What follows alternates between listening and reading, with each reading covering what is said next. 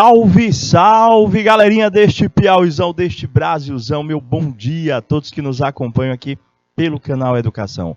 Sejam bem-vindos a mais uma aula de matemática, terceira série do ensino médio. E hoje a gente vai dar continuidade àquela revisão. Quando eu falo revisão, porque eu acredito que alguns de vocês já viram o conteúdo na segunda série do ensino médio, outros não, por vários motivos. Mas é um conteúdo que ele tem uma importância muito grande para quê? Para o Enem, gente, todo ano cai. Eu estou falando da geometria, não é qualquer geometria. Estou falando da geometria espacial. Estudo dos sólidos geométricos, cálculo da área e do volume. Se recorda como que nós fazemos para calcular o volume dos principais sólidos geométricos? Estou falando do cálculo do volume tanto dos poliedros quanto dos corpos redondos. Vixe, professor, deixa eu puxar aqui na minha memória. Quando a gente visualizou na segunda série do ensino médio, eu acredito que o professor que apresentou esse conteúdo para vocês disse que o pré-requisito era nós recordarmos o formulário para o cálculo da área das principais figuras planas. É o ponto de partida, é a base. Eu, aluno, tenho que ter consciência que para trabalhar com toda a geometria espacial, eu primeiramente tenho que recordar da geometria plana. Que parte, professor? Porque a geometria plana é gigantesca. Saber calcular áreas. Área de triângulo, quadrado, retângulo, paralelogramo, trapézio, hexágono. Prof, áreas. Cada polígono desse tem uma fórmula. Professor, mas lá no Enem, na geometria espacial, o que se cobra mais não é o volume? É sim. Mas se você observar, para o cálculo do volume, eu necessito da área dos polígonos. De que polígonos? Normalmente da base do sólido geométrico que representa esta figura 3D. Mas se você não recorda, não tem problema. A gente, durante a apresentação da aula, vai fazer essa revisão, vai recordar com vocês. E o nosso papel aqui é quando vocês estiverem com a dúvida aí, ó, é estar esclarecendo, passando, reforçando cada uma, tá bom? Das questões que, porventura, vierem a não serem compreendidas. Tudo bem? Vem cá comigo, vamos iniciar a nossa aula. Meu diretor, canetinha, tá por aí? Dá uma olhada para mim, por favor. Conteúdo, professor, na tela, volume. Opa, muito obrigado. Prismas, pirâmide, cilindro, cone, esfera. Ou seja, a geometria espacial como um todo. Para hoje, professor, o que é que a gente vai estar trabalhando? A gente vai estar trabalhando um misto de tudo, professor. Eu acho que na aula passada nós já falamos dos poliedros. A gente já comentou com vocês o reconhecimento dos três elementos do poliedro, que são vértices, faces e arestas, e a aplicação da famosa relação de Euler. Hoje, a gente vai trabalhar mais no segmento do volume. E vocês vão perceber durante a apresentação da aula que volta e meia eu vou precisar que vocês recordem das fórmulas para o cálculo das áreas, professor. Então, vamos começar falando um pouquinho do prisma. O que é um prisma por definição? O prisma, professor, é uma figura 3D, tá bom? É aquele sólido geométrico, professor, formado por dois polígonos paralelos e congruentes. Esses dois polígonos paralelos e congruentes são chamados de bases desse prisma. Então, você vai ter um polígono embaixo, um polígono em cima, professor, paralelos e congruentes. Esses dois que vocês têm na telinha aí, são os dois prismas mais comuns, vamos colocar dessa forma. São os dois prismas mais famosos da geometria espacial. Estou falando do cubo e do paralelepípedo. Sendo eles prismas, eu já vou deixar aqui anotado, professor, porque cada um deles tem fórmulas que são específicas de cada um. Mas sendo eles prismas, eu posso pensar da seguinte forma. Se eu quisesse calcular o volume do cubo ou o volume do paralelepípedo, o volume de um prisma, seja ele qual for, é só você calcular a área da base desse prisma e multiplicar pela sua altura. Então, se eu quisesse calcular o volume do cubo, eu calculava a área do polígono que representa a base desse cubo e multiplicava pela altura. Se eu quisesse calcular o volume de um paralelepípedo, professor, que eu fazia? Calculava a área da base do polígono e multiplicava pela altura. Opa, agora que eu estou visualizando aqui o pessoal pelo chat do YouTube. Meu bom dia, grande Gabriel. Bom dia, Éricazinha também. Está ali conectado. Recordando, né, Gabriel? Isso, agora sim, tô vendo agora, tá bom, Gabriel? Não esqueci de vocês, não. Vamos lá, então. Meu bom dia para vocês que já estão conectados com a gente também pelo YouTube aí. Então, eu posso usar para qualquer prisma a fórmula geral, que é essa que eu acabei de anotar. Só que, como eu já visualizei lá, a Ericazinha colocou para a gente, Gabriel também, o cubo e o paralelepípedo, eles têm características que são próprias dele. O cubo é aquele poliedro, professor, que ele é formado todo em totalidade por quadrados. Então, eu posso dizer que todas as suas arestas são iguais. Posso pensar ele como um prisma qualquer. Eu quero o volume desse prisma, calculava a área aqui da base, professor. A área da base desse prisma, que é um quadrado, professor, desse cubo. Então, a área da base dele ia ser A vezes A. A área da base, professor, ia ser A ao quadrado. Coincidentemente, a altura, professor, também é A. Então, se eu calculasse o volume do cubo, ia ser a sua área da base, que é A ao quadrado, vezes a altura, que é A, iria originar a fórmula pronta para o cálculo do volume do cubo. Ou seja, se eu quiser calcular o volume do cubo, isso, Érica, seria A vezes B vezes C. O cubo e o paralelepípedo, na realidade, eles têm a mesma fórmula. Seria o produto das três dimensões. A única diferença é que, para o cubo, as três dimensões têm a mesma medida. As três dimensões têm a mesma medida. Mas pode ser A, B e C, considerando que A, B e C têm a mesma medida. Arrudeia, aí sim, quando a gente for analisar esse cubo como sendo um poliedro, é verdade, Gabriel? Então, já deixa aí anotadinho, professor, o principal, o volume, professor, de um prisma, é só nós calcularmos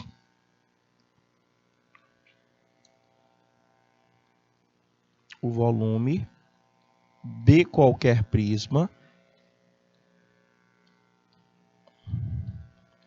Eu pego calcular a área da base vezes a altura. No caso do cubo específico, o volume dele é só pegar o valor da tua aresta e elevar a 3. No caso do paralelepípedo, como eu comentei agora há pouco, a diferença principal é que eu não vou ter esse sólido geométrico, eu não vou ter esse prisma formado em totalidade por quadrados. Eu posso ter todo ele em retangular, eu posso ter parte quadrado, parte retângulo, contanto que você perceba que o seu volume também se dará pelo produto das três dimensões, professor. Seria nós multiplicarmos o valor do A com o valor do B com o valor do C. Calculava a área da base, que seria aquele retângulozinho, seria A vezes B, como a Érica colocou para a gente agora há pouco, vezes a altura. Então, recorda, tanto para o cubo quanto para o paralelepípedo, o volume é só multiplicar as três dimensões com um único cuidado. Verificar se essas dimensões se encontram na mesma unidade. E outra coisa também, que isso eu já venho reforçando há muito tempo. Quando eu vou trabalhar com volume, seja qual for o sólido geométrico, você tem que recordar de duas relações de equivalência. Quais são as relações de equivalência que eu tenho que recordar? Eliseu Martins, bom dia, Eliseu Martins, sejam bem-vindos. Professor, 1 metro cúbico corresponde a 1000 litros e 1 centímetro cúbico corresponde a 1 mililitro. Porque, às vezes, dentro da questão, ao invés dele te pedir volume, ele vai te pedir capacidade. Ele vai te pedir capacidade. Capacidade, unidade fundamental, seria o litro. Ou, como o Enem adora fazer questões. Ele te dá um tanque, te dá uma piscina, te dá um aquário. No caso da piscina, professor, de um tanque, ele diz que vai fazer, professor, a limpeza da água da piscina, do tanque. E para isto, necessita colocar cloro ou algum tipo de produto químico. Lá, ele te dá uma proporção. Ele diz que coloca tantos ml de um produto para tantos litros de água. E a gente sabe que a gente não calcula a capacidade, o que nós calculamos é o volume. E ao chegarmos no volume, que normalmente em metros cúbicos ou em centímetros cúbicos, a gente faz a equivalência para a capacidade e acaba finalizando apenas por uma divisão ou por uma regra de 3, onde a gente vai verificar a proporcionalidade. Mas eu trouxe questões para isso. Então, recordei a parte do cubo, recordei a parte do paralelepípedo, mais gente chegando aqui, a Lagoinha, bom dia, sejam bem-vindos. Deixa eu ver aqui. Flocação? Não. É flotação, Gabriel. Aí você já está puxando lá para química, não é isso? Separação de misturas. Tem a flotação, tem a sedimentação. No caso do tanque da piscina, primeiro joga um produto químico para que haja a sedimentação das partículas sólidas, das partículas maiores. Tá? É flotação, tá bom? Eu acho que era isso que você estava colocando lá. Que algumas dessas partículas que têm densidade maior, ela vai ficar em cima boiando e o cara poderia passar uma peneira. No caso, é para isso basicamente o aditivo desses produtos químicos. Ah, agora entendi. Aí no caso seria a aplicação de flúor, fluoretação. Eu não sei o flúor na realidade não.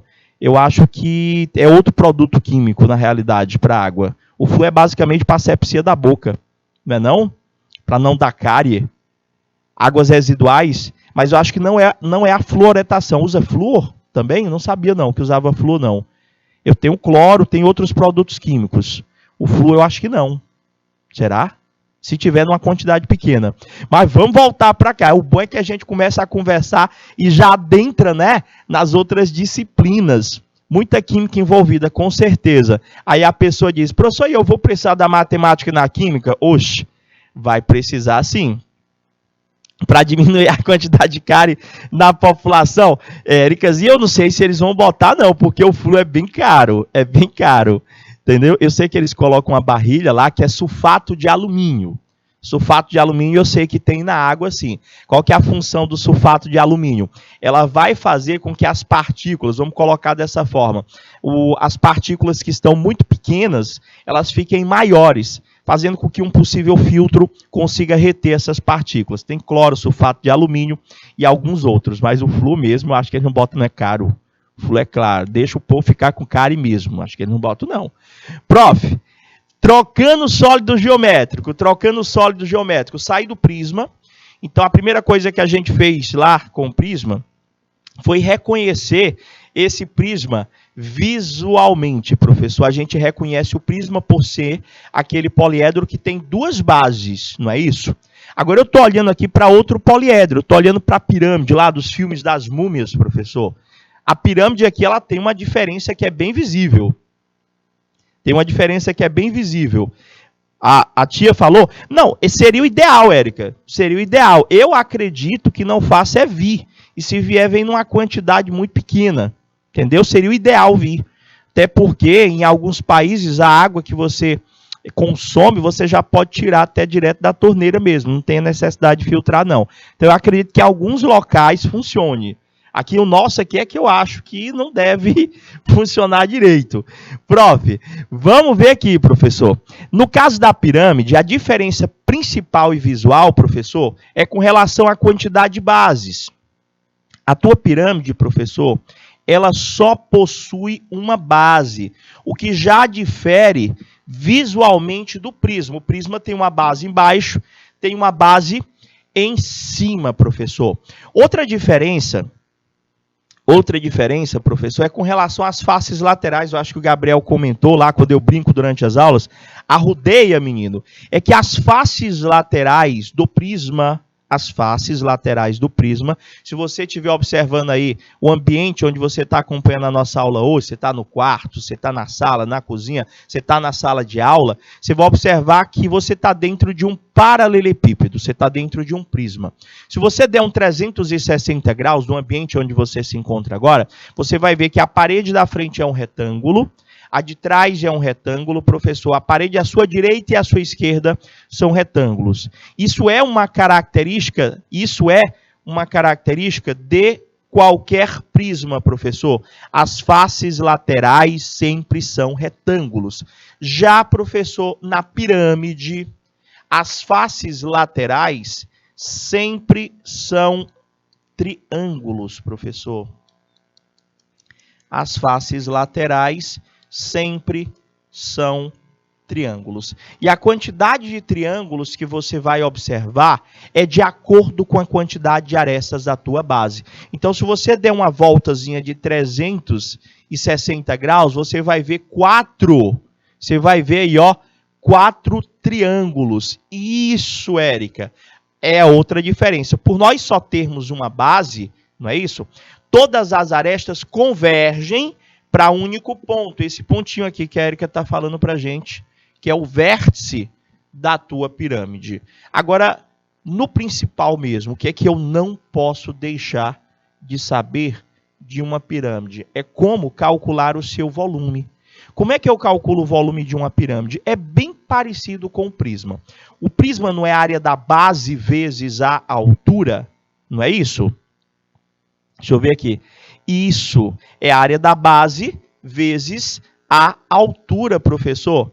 A esfera é um corpo redondo. A esfera não tem arestas, não é isso? Então já é diferente. É porque é corpo redondo.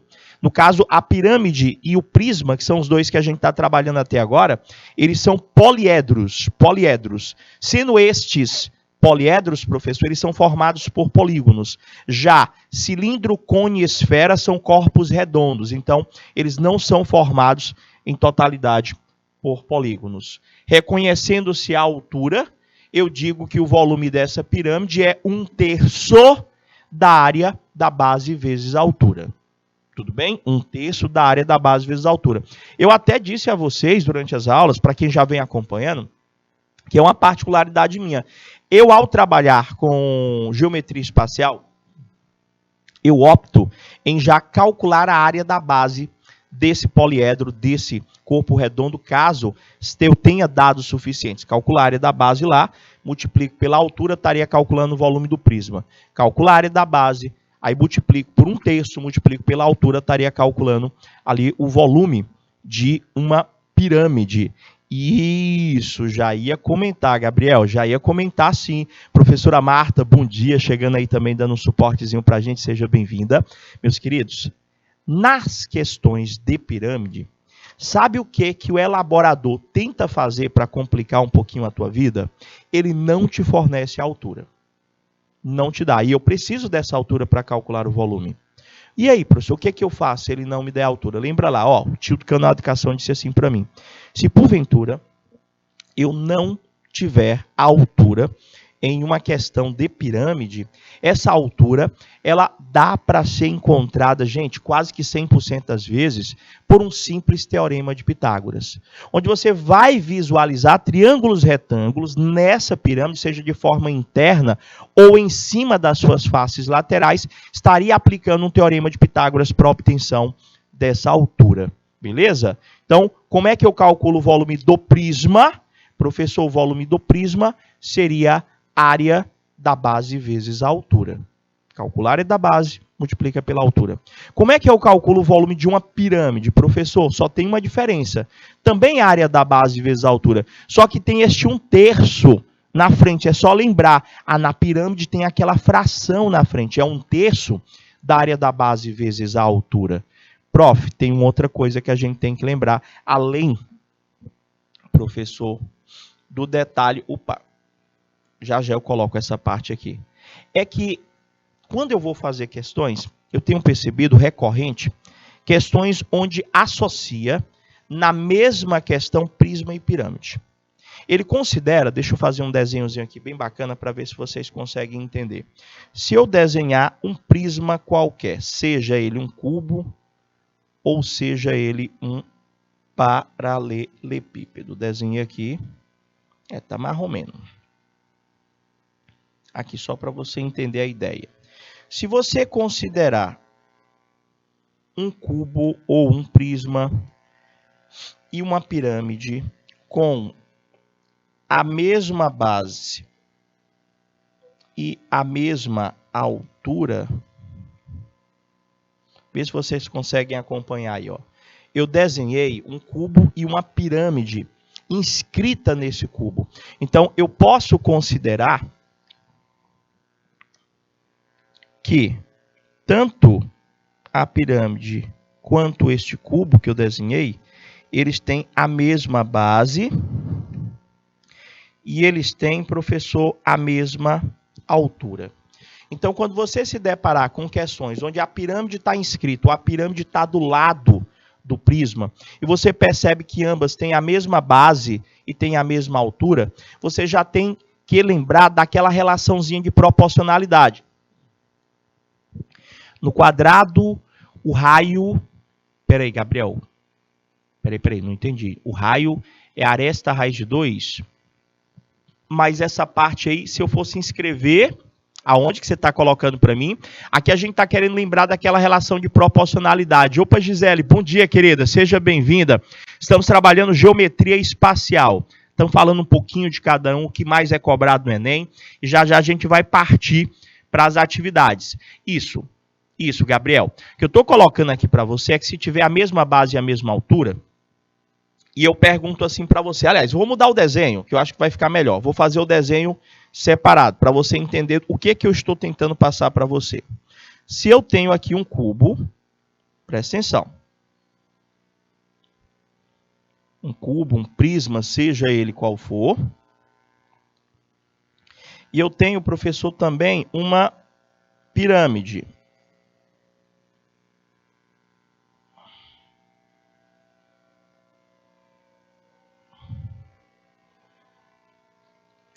Onde esse cubo e essa pirâmide tem a mesma área da base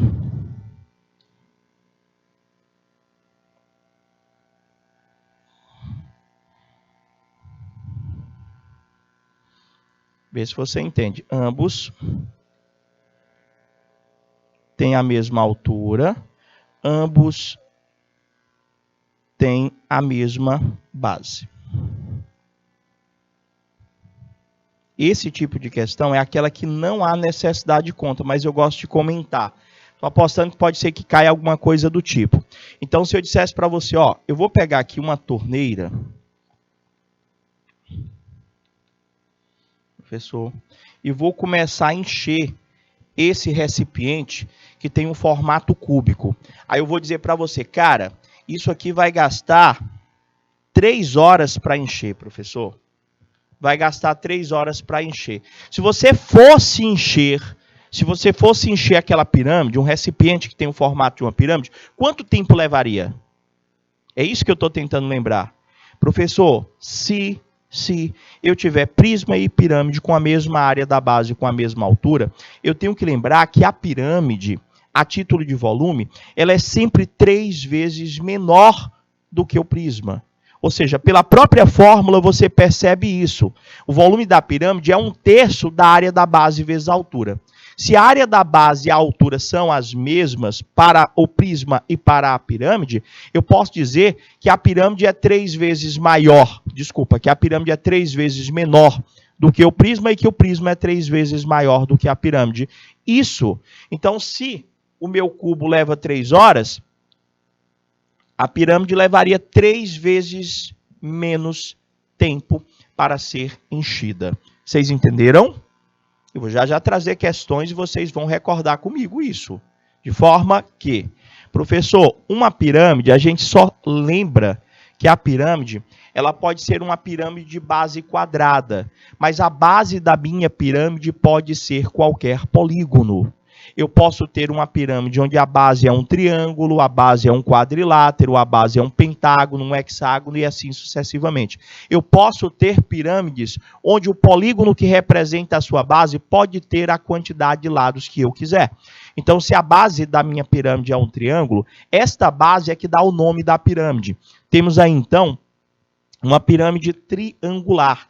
Se a base, professor, da minha pirâmide é um quadrado, eu tenho uma pirâmide quadrangular. Se a base é um pentágono, pirâmide pentagonal. Se a base é um hexágono, pirâmide hexagonal. Tudo bem até aí? Prof, então, essa parte aqui já foi. que que a gente vai falar agora? Já falei dos dois poliedros, professor, prisma e pirâmide. Anotou direitinho?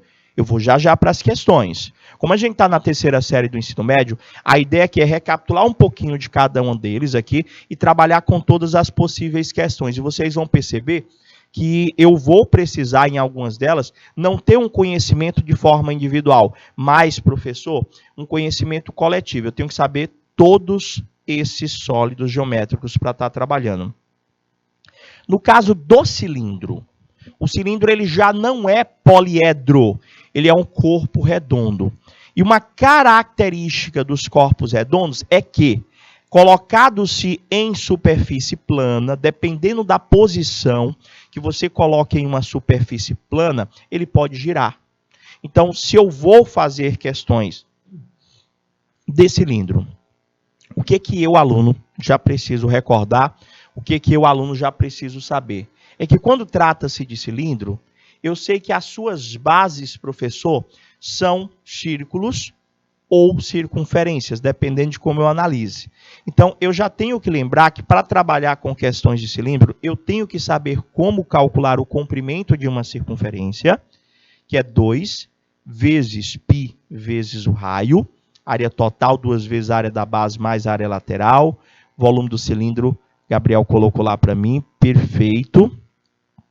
Área lateral 2πr vezes h. Então, bom, né, de fórmula? Então, com a memória boa. Quando eu já sei a fórmula, é bacana, não é? Mas eu poderia fazer a planificação e calcular tudo separadinho, que eu acho que também dava certo, para a galerinha que ainda não conseguiu memorizar todas essas relações. Prof, então vamos lá. Vou fazer questões de cilindro. Preciso saber o comprimento da circunferência. Preciso saber calcular a área do círculo. Então, não confundam essas duas relações. Essas duas aí, com essas duas, eu consigo resolver as questões. Entendeu? Não sai da sua cabeça, né, Gabriel, as fórmulas? Mas assim, para me resolver, eu só preciso dessas duas aí, ó. O resto é consequência dessas duas. Com essas duas, eu consigo calcular a área da base, eu consigo calcular a área lateral, eu consigo calcular a área total, eu consigo calcular volume. Então, eu preciso saber essas duas. A área da base é um círculo, não é? Então, como se calcula a área de um círculo? Π vezes o meu raio ao quadrado. Prof, e o volume, professor? O que é mais interessante é que eu não vou precisar aprender algo novo. A gente acabou de revisar com vocês prisma e pirâmide, não foi? O principal de cada um. Então, quando a gente aprendeu como é que calculava lá o volume do prisma, a gente colocou lá que era a área da base vezes a altura.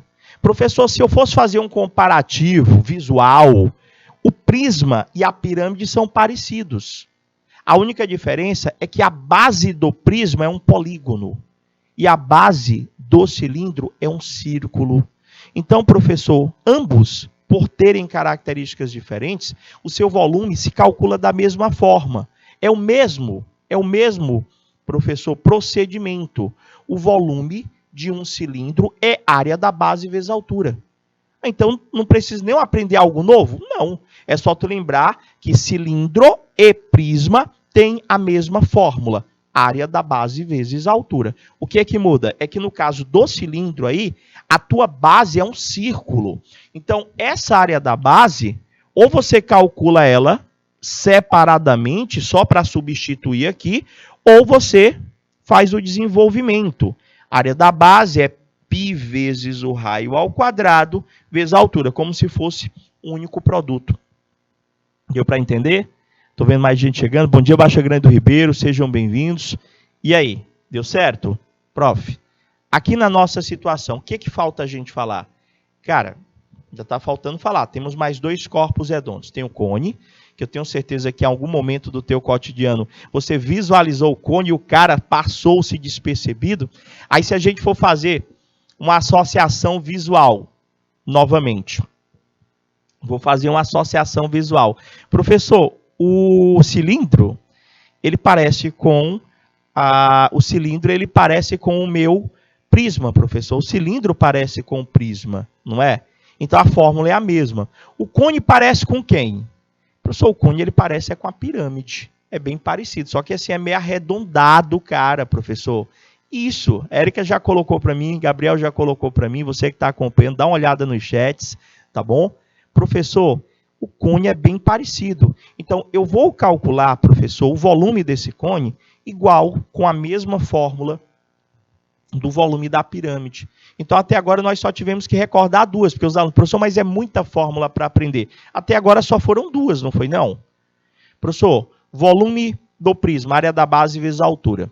Volume do cilindro, também área da base vezes a altura. Professor, como é que eu calculo o volume da pirâmide? 1/3, não vai esquecer da fração, 1/3 vezes a área da base vezes a altura. Como é que eu calculo o volume de um cone, professor? O volume de um cone também é 1/3 da área da base vezes a altura, com uma única diferença. A base aí é um círculo. Como calculo a área do círculo? Π vezes o seu raio ao quadrado. Éricazinha, memória boa, hein? Show de bola. Da mesma forma que eu comentei lá, que em algumas situações de pirâmides não é fornecido a altura, o mesmo acontece com o cone. E o procedimento para a obtenção dessa altura, caso ela não seja fornecida, é o mesmo. Eu tenho que recorrer a um teorema de Pitágoras, tá bom? Para estar achando esta altura. Deixa eu ver aqui. Se a geratriz é a metade do diâmetro, às vezes pode acontecer, Érica, mas não necessariamente. A geratriz, você encontra ela a partir de um teorema de Pitágoras. Você vai encontrar ela a partir de um teorema de Pitágoras. A geratriz, ela passa a ser o raio, tá bom? Da circunferência que contém o setor circular que representa a área lateral deste cone. Professor, foi muita informação. Quando a gente faz a planificação do cone, tenta visualizar a imagem, Érica. Quando nós fazemos a planificação do cone, entendeu? Estão memorizados, eu estou vendo aí. Você até colocou lá, geratriz ao quadrado é h ao quadrado mais r ao quadrado. Tem questões que ele já informa, né?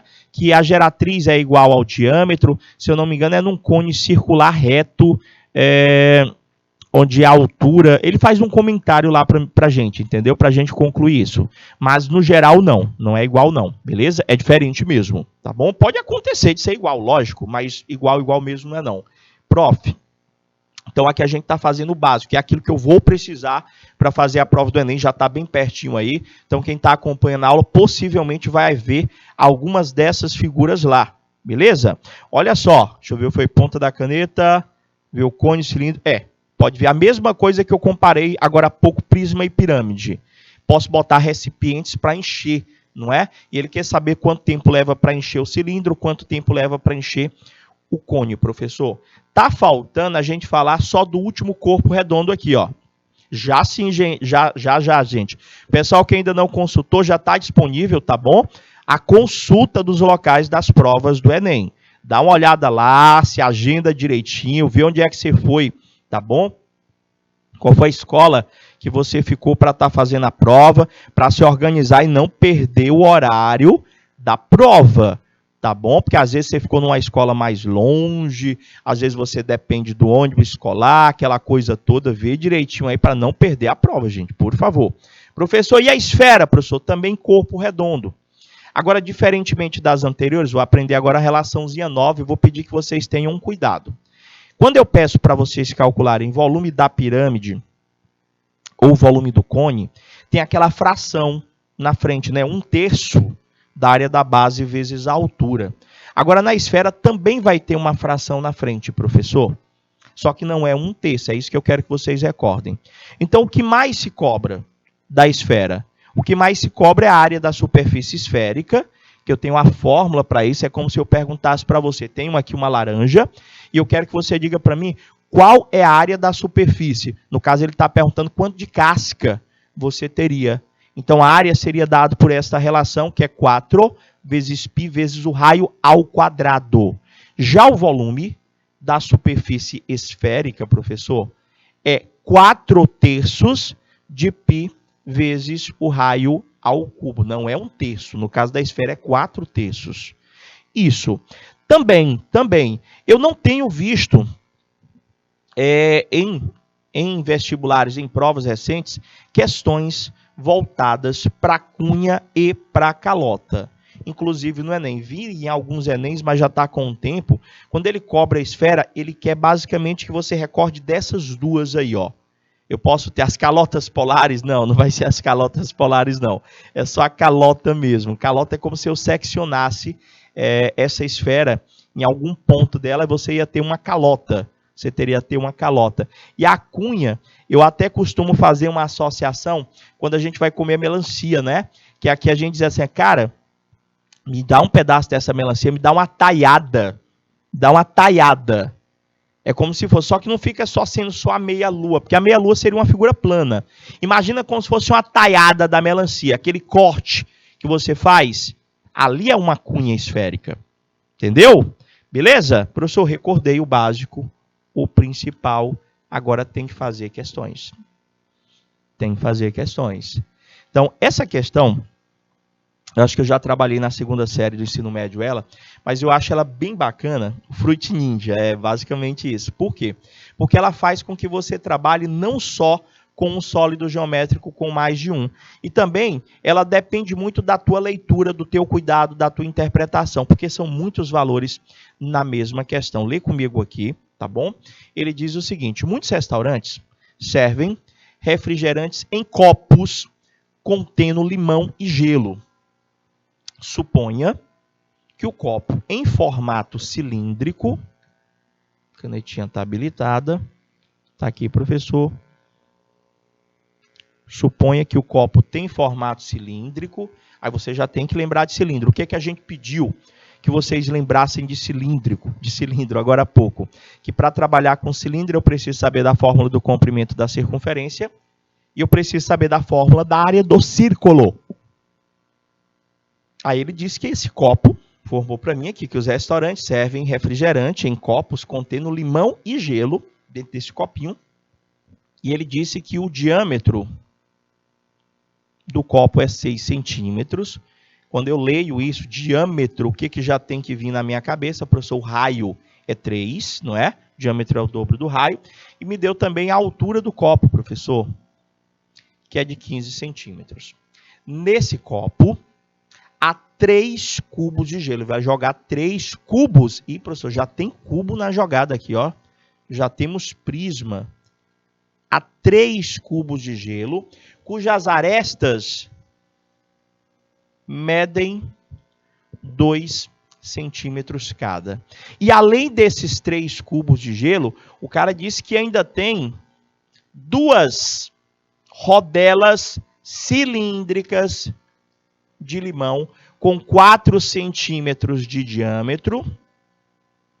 Ou seja, a tua rodela de limão tem 2 centímetros de raio e 0,5 centímetros de espessura.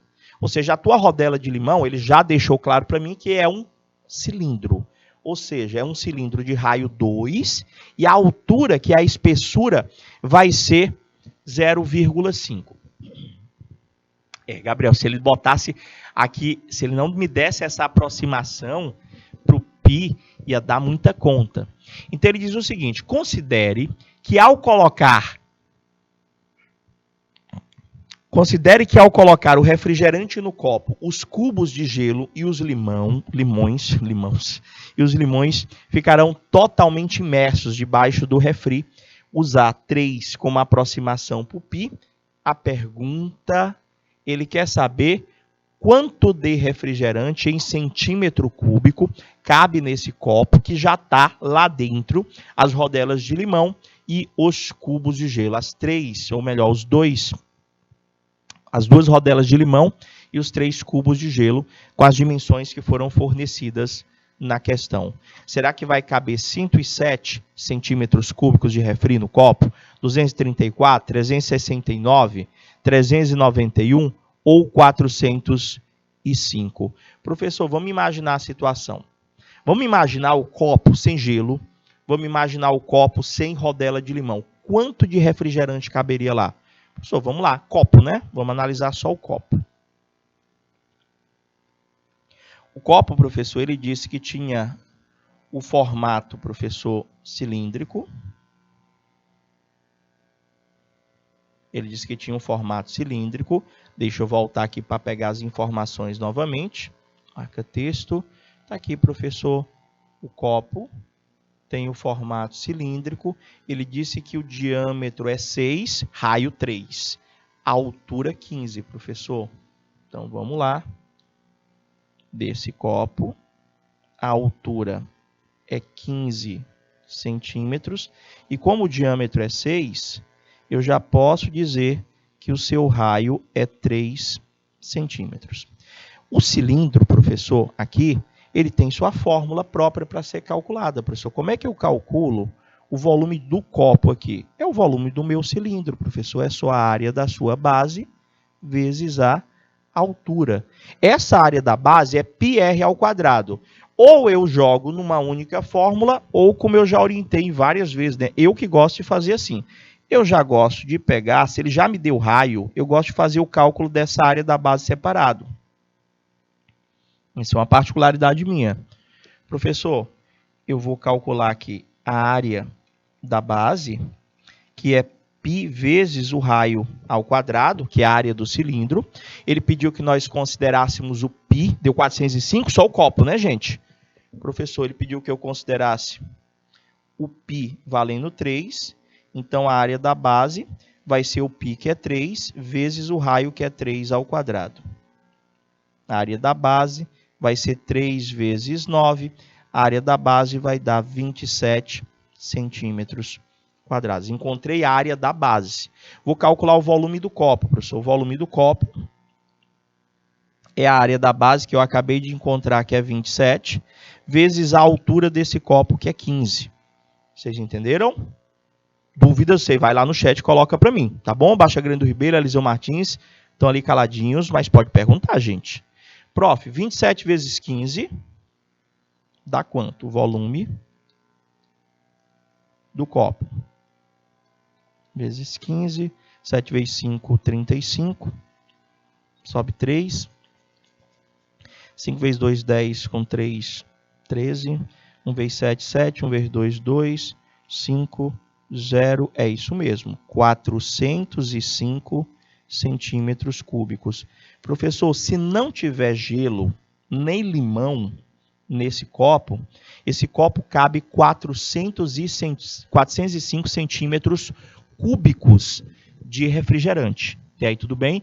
Lembrando daquela relação de equivalência, esse copo, professor, ele tem capacidade de 405 mililitros de refrigerante. Dava para botar uma latinha lá e ainda sobrava espaço. Não é isso que a latinha 350, aquela latinha tradicional de refri. Tá, professor, mas vamos pensar aqui. Opa, Rian, bom dia, Rian Gabriel, seja bem-vindo. Meu bom dia a você. Estamos trabalhando geometria espacial. Então, deixa eu aí anotadinho, professor, só que ele disse que dentro desse copo, professor, tem gelo e tem limão. Tem 3 cubos de gelo e tem 2 rodelas de limão. Já posso eliminar a letra E ali, ó.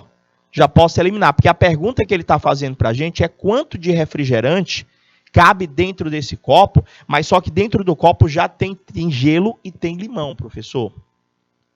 Então, professor, na nossa situação, o senhor tem aqui o cubo, melhor, o copo. Dentro desse copo, professor, o senhor tem 3 cubos de gelo,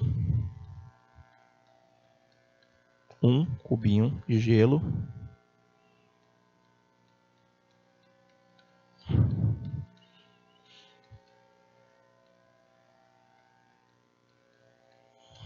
tá lá, professor, 3 cubinhos de gelo e o senhor tem 2 rodelas de limão, professor.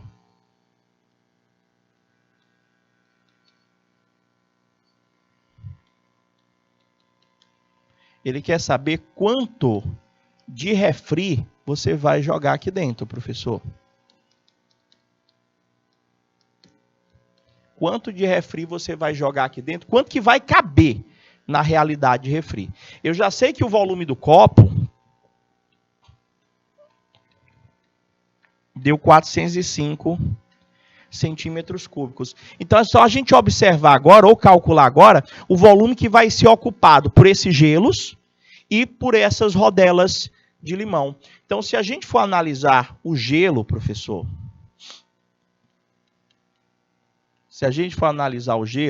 ele disse que nós temos exatamente 3 cubos de gelo com aresta 2 centímetros. Eu acho que era isso mesmo. Deixa eu voltar lá. Professor, cubos de gelo. Está aqui, professor. Cujas arestas medem 2 centímetros. É isso mesmo. Eu aprendi, professor, que o volume de um cubo é só a sua aresta elevada a 3. Então, o volume de um desses cubos de gelo é 2 elevado a 3, que vai dar 8 centímetros cúbicos. Só que, professor, o senhor tinha 3 cubos de gelo. O senhor tinha 3. Então, o que é que eu vou fazer com isso aqui? Eu vou multiplicar por 3. 3 vezes 8. Professor, só de gelo, dentro desse copo, ocupa um espaço de 24 centímetros cúbicos. Dentro deste copo, só de gelo, já ocupa um espaço de 24 centímetros cúbicos. Isso, Gabriel. Érica colocou lá para mim, certinho. Não vai nem precisar a gente transformar para ml, não. Se bem que centímetro cúbico e ml é a mesma coisa. Professor, nós temos aqui, só lembrando, aqui eu multipliquei por 3, né, professor? Nós temos também as rodelas de limão, professor. O senhor tem as rodelinhas de limão. Ele disse que as rodelinhas de limão tinham um formato, professor, também cilíndrico, onde o raio, professor, e a espessura também foram dados. Eu lembro que a espessura era 0,5 centímetros, a espessura da rodela de limão, e o raio, cadê? Está aqui, professor. Ele disse que o raio da rodela de limão era 4 centímetros, então o raio é 2, professor. A rodela de limão, professor, é um cilindro. Então, como é que calcula o volume? Professor, a área da base vezes a altura. O volume, professor, aqui da rodela de limão é a área da base, que é π vezes o raio ao quadrado vezes a sua altura. Então, professor, eu vou pegar essa rodela de limão e eu vou multiplicar por 2. Por quê? Porque são 2 rodelinhas de limão que eu vou colocar nesse copo. Fazer tomar aquela coca suíça. O pessoal chama lá. Prof, então vai ficar o volume da rodela de limão, vai ser o π, que ele pediu para considerar 3. O raio, que é 2 ao quadrado, só que eu tenho a área da base vezes a altura, que é 0,5. O volume de uma rodela de limão vai dar 3 vezes 4, 12. 12 vezes 0,5 vai dar 6 centímetros cúbicos, que eu vou multiplicar por 2, professor, porque são 2 rodelas de limão. 6 vezes 12, professor, 12 centímetros cúbicos é o volume ocupado pelas rodelas de limão. Bateu direitinho com o valor de vocês? Deixa eu ver aqui. Pronto, certinho. Agora, professor, se eu perguntasse o que vai sobrar para o refri, essa questão é bem bacana, porque você viu que eu tenho que trabalhar com a geometria espacial quase toda aqui. Professor, o senhor vai juntar esses dois aqui, e você vai ter, professor, dentro deste copo, considerando, professor, limão e gelo, o senhor vai ter exatamente 36 centímetros cúbicos. Então, o que é que não vai ser refrigerante desse copo? 36 centímetros cúbicos. Então, eu vou pegar o volume do copo, que é 405, vou subtrair, professor, desse 36 centímetros cúbicos, que é o volume ocupado pelo gelo e pelas rodelas de limão. 405 menos 36, eu vou ter o volume de refrigerante dentro deste copo, que vai ser de 369 centímetros cúbicos, ou se você preferir, 369 mililitros. Qual foi a alternativa correta, professor? Alternativa correta, letra C, de canal Educação. Alguém quer fazer alguma pergunta? Querem fazer alguma pergunta de algo que não entenderam, de ficou na dúvida? Professor, tá aqui, ó. Calculei o volume do copo separado, deu 405. Calculei o volume de um cubo de gelo, multipliquei por 3, deu 24. Calculei o volume de uma rodela de limão, multipliquei por 2, deu 12. Totalizando limão, gelo, 36 centímetros cúbicos. Tirando esse 36 do copo, vai ficar somente o que sobra de refrigerante. Note, né? Adelante, vamos lá então. Professor, eu entendi. E essa questão aqui? Já buscando um pouquinho da análise lá dos poliedros, professor, ele disse para mim que uma fábrica de parafusos tem uma preocupação especial com as arestas de seus produtos, pois podem causar acidentes quando não lixados corretamente. Os funcionários precisam lixar manualmente todas as arestas dos parafusos produzidos, a fim de que a figura que representa lá esse parafuso tem o formato de um sextavado, que nada mais é do que um prisma regular hexagonal. O que é que ele quer? Possivelmente. Só que aqui, gente, eu tenho a imagem. Então, quando eu tenho a imagem, possivelmente, Gabriel, a gente pode estar utilizando essa fórmula. Eu vou fazer dos dois jeitos. Mas quando eu já tenho a imagem, eu posso contar. Aí a pessoa olha uma questão dessa, caraca, professor, isso aí deve ser muito difícil. O que é que ele quer aqui? Ele quer que você diga simplesmente quantas arestas tem na cabeça desse parafuso. Quantas arestas? A cabeça do parafuso lá, deixa eu ver aqui, era, professor, um prisma hexagonal regular. Ou seja, está aqui a cabeça do parafuso. Professor, é um prisma, que é só um esboço, tá bom?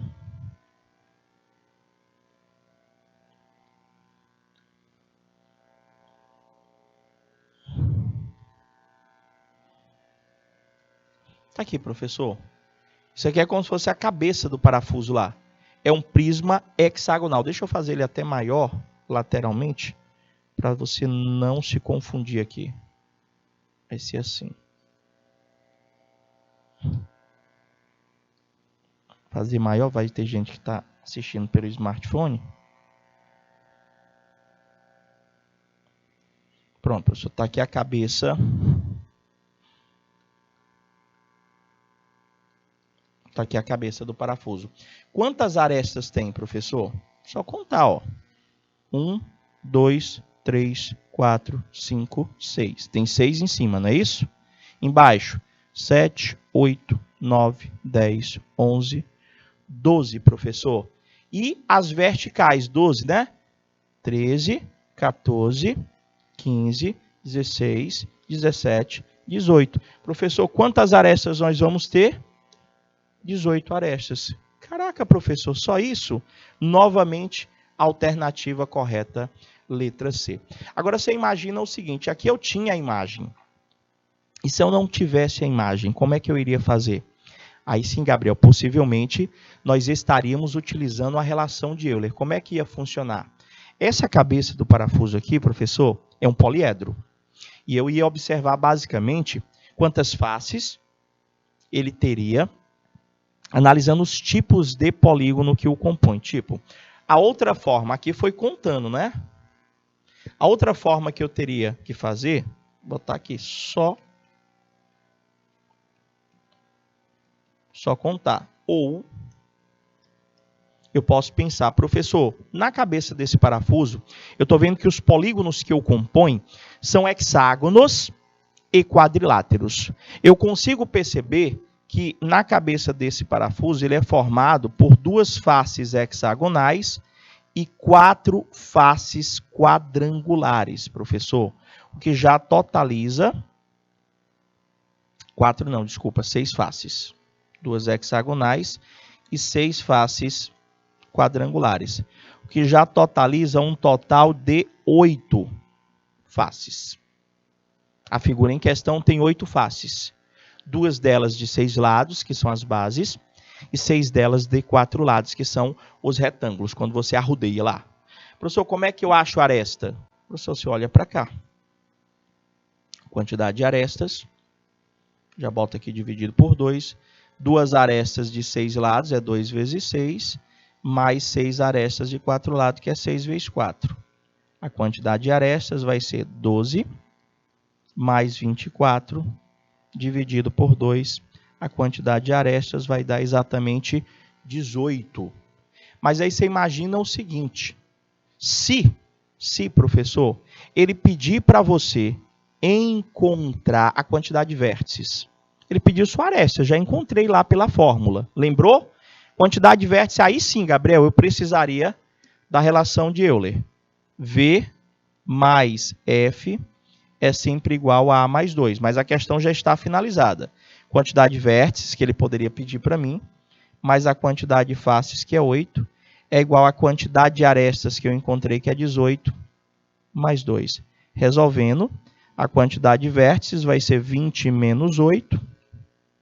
A quantidade de vértices vai ser exatamente 12. Você entendeu? E aí? Como é que a gente faz? O professor finalizou. Vamos para a próxima questão. Se tiverem com dúvida, tanto você que está na escola, pelo IPTV, tá bom? Quanto você que está acompanhando a aula pelo YouTube, bota lá no chat para mim. Professor, não entendi isso, não entendi aquilo. Repita, que a gente vai conversando até você entender. Pode ser? Vou para a próxima, então. Vamos lá. Olha essa outra aqui. Questão de prisma. Questão de prisma.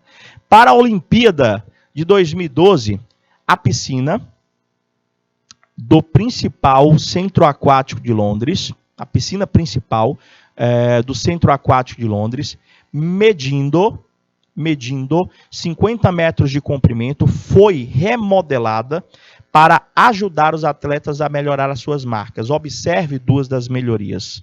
Professor, eles mexeram na largura das raias. Ele diz que cada uma das 10 raias mede agora 2,5 metros, conforme padrão oficial. Nas provas finais, a primeira e a 10ª vão ficar vazias para evitar que as ondas desfavoreçam os atletas. E a outra melhoria foi com relação à profundidade. A profundidade da piscina é de 3 metros, é funda. E, professor, 3 metros e me cobre é muito, ó. Com essa profundidade, a água que se movimenta em direção ao fundo da piscina demora mais para retornar à superfície e não atrapalha a progressão dos nadadores. Com certeza ele vai pedir para vocês calcularem o volume ou algo, o tempo que leva para encher.